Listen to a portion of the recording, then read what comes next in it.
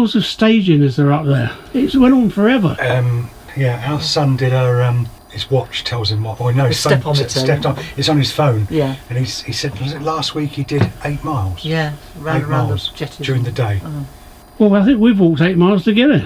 I mean, it's like a maze at Hampton Court, those stagings. It is quite a walk, actually. After your 8-mile hike, you end up on this little gem, which you're going to tell me all about.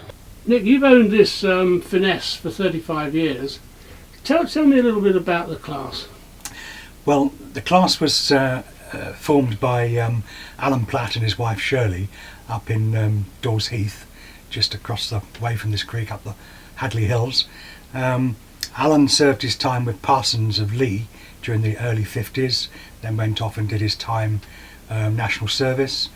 And when he came home, he worked for Tepco Dinghies for a short period before deciding to set up his own business in a patch of land he bought at the edge of Dawes Heath and Hadley Woodland, where he still lives today. He did various jobs, various types of boat. Anyone that wanted a boat, he built it. So the first 24 was laid down at the beginning of 1969, and she was launched by September of that year and given a test sail. Then she was lifted out, and some jobs were done before the owner took her away the following spring. And that boat is still sailing. And how many of them have been built? There are 70 Finesse 24s. There are 81 Finesse 21s, and there is a larger class which was initially a 27. Alan stretched the 24 into a 27. It's quite a sweet shape to her. And then more people wanted that size, and he actually asked Maurice Griffiths to redraw the 27, and it came out as the Finesse 28, which is not really the same boat. It's got the same sorts of shape to her, but I would classify it as a Maurice Griffiths design rather than a Alan Platt design. She's just got that more tubby hull shape to her, and there are about 7 of those, we believe. And are most of the 24s on the east coast here? They're actually scattered far and wide.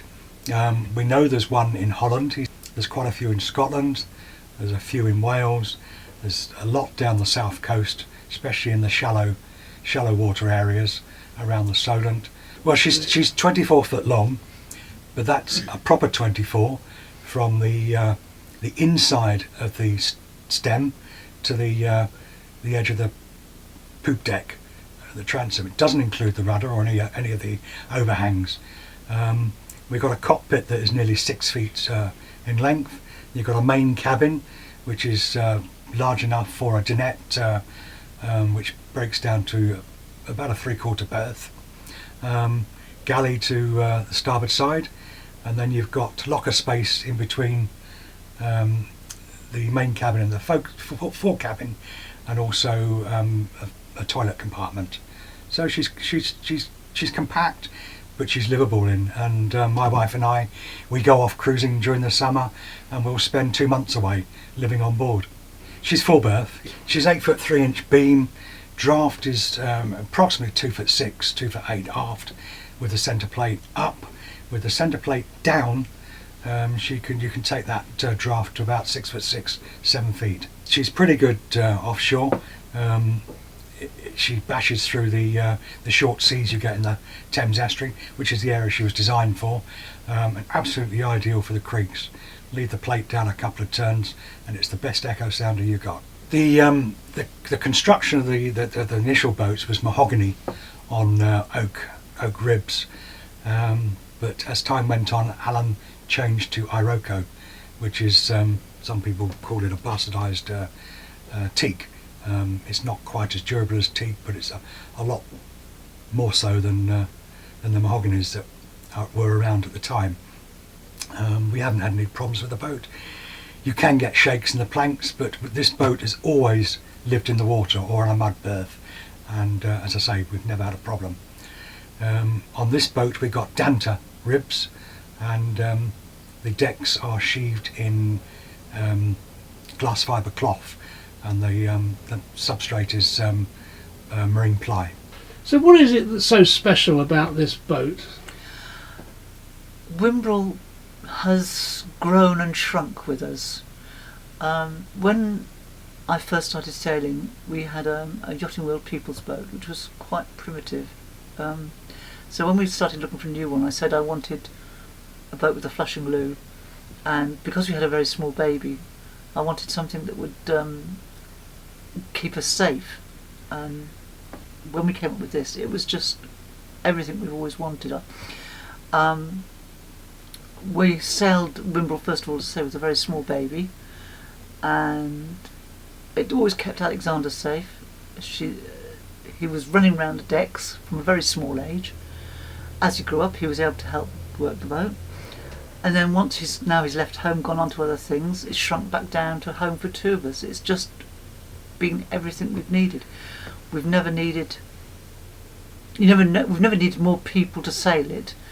We've always managed on our own, and it's always given us enough space. And I've never felt claustrophobic in it, never felt I need more space, never felt I've got to get off this boat and go somewhere else.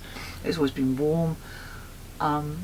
Whenever we've had situations where there have been a problem as far as sailing, it's our problem, not the boat. The boat's never let us down. We've done things wrong, but the boat's never been an issue.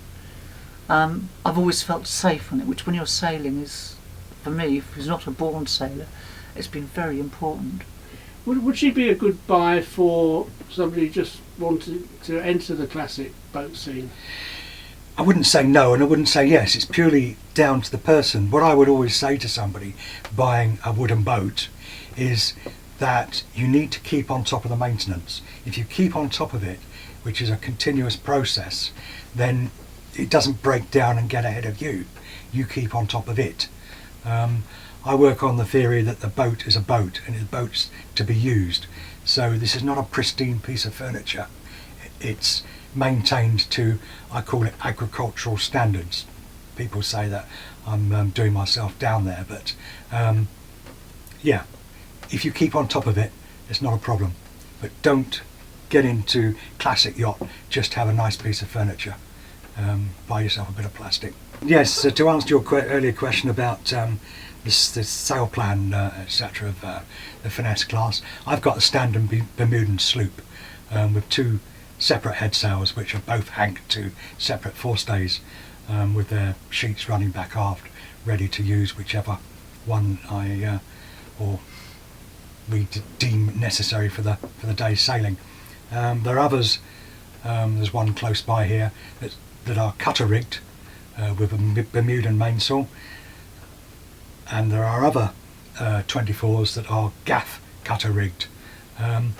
Surprisingly, all the boats, no matter what rig they are roughly have the same sail speed through the water with the same conditions.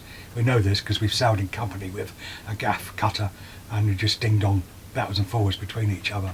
You've got the ideal job. You've got a lovely little classic boat and you're bashing out nice marine stories. It couldn't be better, really, could it?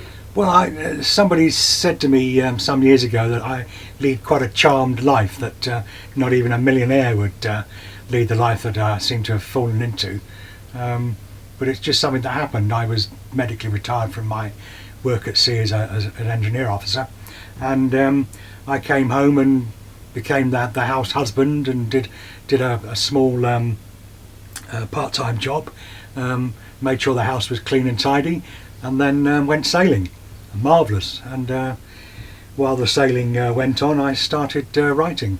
I started with my story of my childhood aboard a sailing barge called the Mayflower, which is no longer with us.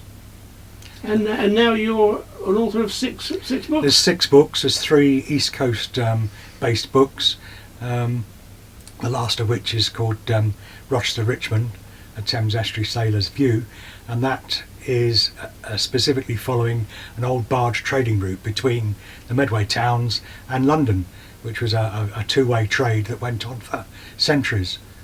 So you're going to keep her forever? No. We both know that there's going to come a point where we can't maintain the boat properly, and at that point she's going to have to go. Being sensible, I mean, we're hoping for another, we're in our 60s, say perhaps 20 years out of her. But yeah, eventually she's going to have to go. Very sad thought. No, I mean, I don't think Nick will ever do without a boat, but we'll have to downsize, as you do when you get older, you know. It's just a case of who gets there first, us or the boat.